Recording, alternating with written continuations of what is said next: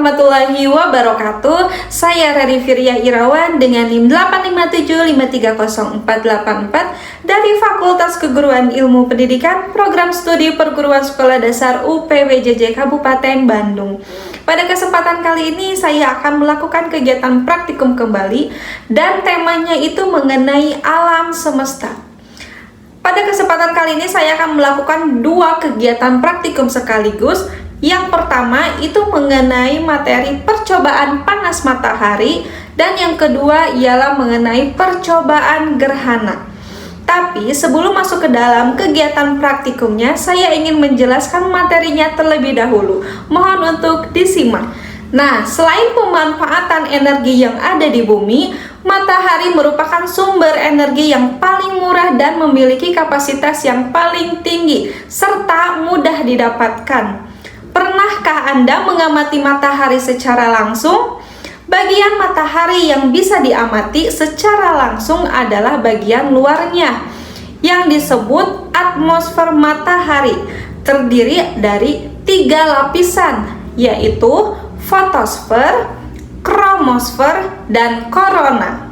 Pengamatan teliti menunjukkan bahwa temperatur pada matahari dapat mencapai 200.000 K di korona, sedangkan pada bagian dalam yang terdiri dari teras, zona radiatif, dan zona konvektif, temperatur matahari bisa mencapai 15 juta K.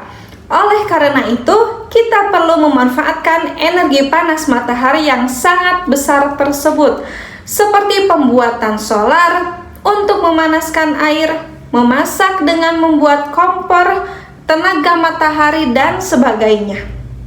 Selain untuk kehidupan sehari-hari, banyak peristiwa-peristiwa alam yang berkaitan dengan posisi matahari, bumi, dan juga bulan. Bumi melakukan berbagai macam gerakan, yaitu gerak-gerak rotasi, revolusi, precesi, dan nutasi. Kedudukan bulan terhadap matahari dan bumi mengakibatkan adanya fase-fase bulan selama bulan mengelilingi bumi. Pada saat fase bulan baru, mungkin terjadi gerhana matahari. Sedangkan pada fase bulan purnama, mungkin terjadi gerhana bulan. Kata gerhana berarti penggelapan cahaya dari suatu benda langit atau benda langit lainnya. Kita dapat melihat benda-benda langit dalam tata surya karena benda-benda langit memantulkan berkas cahaya matahari. Ketika benda-benda langit itu menerima cahaya dari matahari, benda-benda itu membentuk bayang-bayang kerucut yang memanjang menjauhi matahari. Daerah yang paling gelap disebut umbra, dan daerah bayang-bayang yang samar itu disebut dengan penumbra. Gerhana matahari terjadi bila mana bulan berada pada atau dekat fase baru dan berada pada suatu garis lurus dengan bumi dan juga matahari. Gerhana matahari total terjadi di daerah umbra, sedangkan gerhana sebagian terjadi dalam daerah penumbra. Nah, bagaimana kegiatan yang akan saya lakukan mengenai percobaan panas matahari dan juga gerhana? Dan apa saja alat bahan yang akan saya sediakan untuk melakukan praktek tersebut? Ini dia. Baik, ini dia alat dan bahan yang sudah saya siapkan. Yang pertama ada termometer, kemudian ada mangkok yang sudah saya isi air sekitar 1 gelas masing-masing mangkok, kemudian ada lempeng plastik transparan. Untuk alat luxmeternya saya menggunakan aplikasi yang bernama LuxLikeMeter Pro. Di sini bisa terlihat bahwa semakin kita dekatkan dengan cahaya matahari, maka angka yang terlihat pada aplikasi luxmeternya akan semakin tinggi. Cara kerja yang pertama, saya telah mengisi kedua tempat air ini dengan air dingin yang sama banyaknya, mungkin sekitar 1 gelas pada masing-masing mangkok ini. Kemudian saya mengukur dengan termometer. Dan di sini terlihat bahwa suhu yang tertera tidak tercatat atau sama dengan 0 derajat Celcius.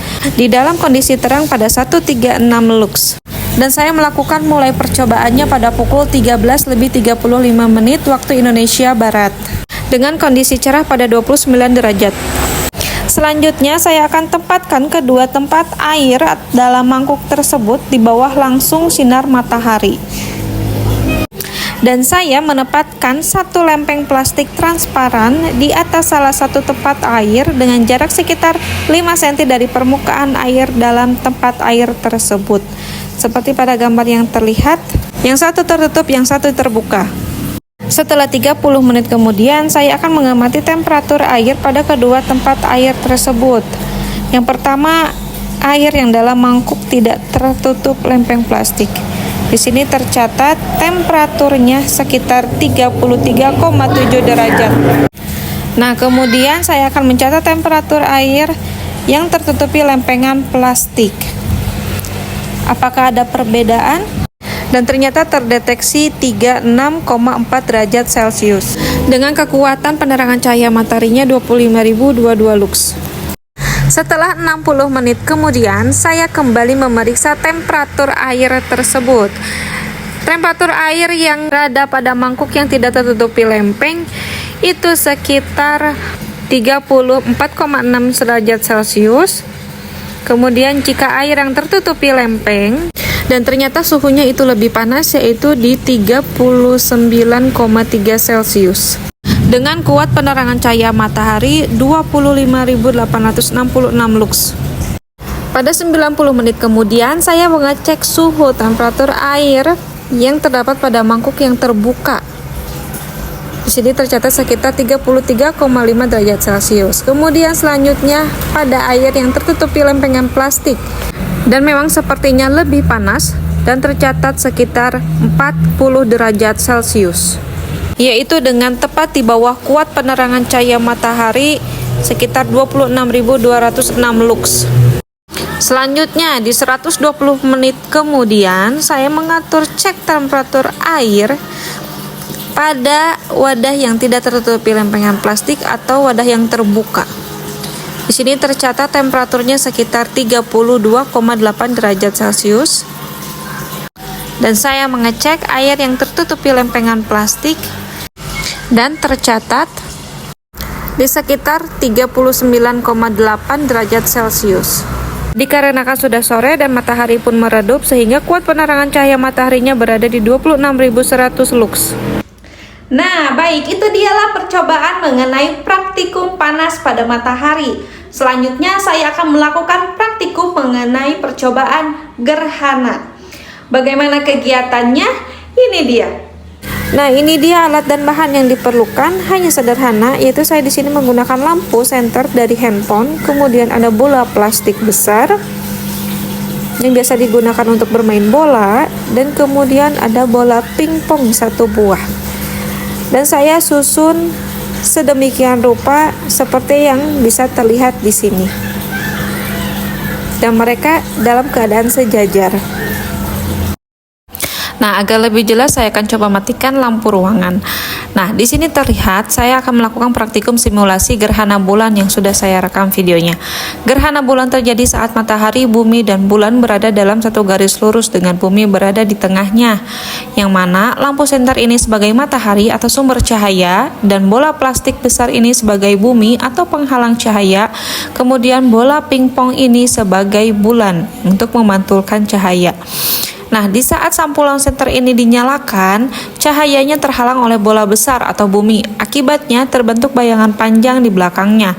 Karena bola pingpong atau bulan saya letakkan tepat di belakang bola besar dan sejajar lurus, maka bola pingpong masuk ke dalam bayangan tersebut. Inilah inti terjadinya gerhana bulan. Cahaya matahari tidak sampai ke bulan karena terhalang sepenuhnya oleh bumi, sehingga bulan tampak gelap. Intinya, gerhana bulan ini terjadi karena posisinya sejajar, yang mana matahari, bumi, dan juga bulan menjadi sejajar. Bumi yang berada di tengah menghalangi cahaya matahari menuju bulan. Nah, sekarang saya geser sedikit posisi bola pingpong ini agar permukaannya mulai terkena sinar lampu senter sedikit demi sedikit. Perhatikan ya, saat posisinya tidak lagi lurus, sempurna, dan mulai keluar dari bayangan bola besar bumi, bagian pinggir bola pingpong mulai terkena cahaya, sementara sisinya masih gelap. Ini bukan gerhana dan juga bukan bulan sabit, tapi kondisi ini justru meniru fase-fase bulan, seperti bulan sabit, bulan separuh, atau bulan cembung. Perbedaannya, gerhana bulan itu bulan masuk ke bayangan bayangan bumi atau cahaya tertutup sepenuhnya atau sebagian. Sedangkan fase bulan itu seperti sabit, yang mana posisi bulan bergeser sehingga dari bumi kita hanya melihat sebagian yang terkena sinar matahari saja, sedangkan bagian lainnya membelakangi cahaya. Jadi, bentuk sabit itu muncul karena kita melihat sisi bulan yang hanya sebagian saja terkena sinar matahari, bukan karena tertutup bayangan bumi. Nah, sekarang mari kita ubah posisi eksperimen kita. Bagaimana jika bola pingpong yaitu bulan justru saya letakkan di tengah, yaitu di antara lampu senter sebagai matahari dan bola plastik besar sebagai bumi. Perhatikan baik-baik, ketika lampu senter dinyalakan, cahaya akan langsung mengenai bola pingpong. Ini berarti permukaan bola pingpong akan terlihat terang benderang. Justru bayangan bola pingpong lah yang akan jatuh ke arah bola plastik besar atau bumi. Nah, kejadian ini bukanlah gerhana bulan, melainkan disebut dengan gerhana matahari. Gerhana matahari terjadi saat bulan berada di antara matahari dan bumi, sehingga bulanlah yang menghalangi cahaya matahari dan bayangan bulan jatuh ke bumi, membuat sebagian wilayah di bumi mengalami kegelapan sesaat. Baik, sekarang kita akan menciptakan sedikit ilusi menarik. Saya akan menggerakkan lampu senter sebagai matahari secara perlahan-lahan, seolah-olah matahari kita yang bergerak di angkasa. Perhatikan apa yang terjadi pada bola pingpong atau bulannya. Ketika cahaya senter saya geser, meskipun bola pingpongnya sendiri diam, ia terlihat seolah-olah bergerak. Permukaan bola pingpong yang tadinya terang di satu sisi, kini bergeser ke sisi lain seiring pergerakan cahaya. Fenomena ini menunjukkan bahwa penampakan bulan dari bumi sangat bergantung pada arah datangnya cahaya matahari. Dalam kehidupan nyata, bulan memang selalu bergerak mengelilingi bumi. Gerakan bumi mengelilingi matahari ditambah perputaran bumi pada porosnya, membuat kita melihat bulan seolah-olah berubah posisi di langit setiap malam, dan fase-fasenya pun berganti.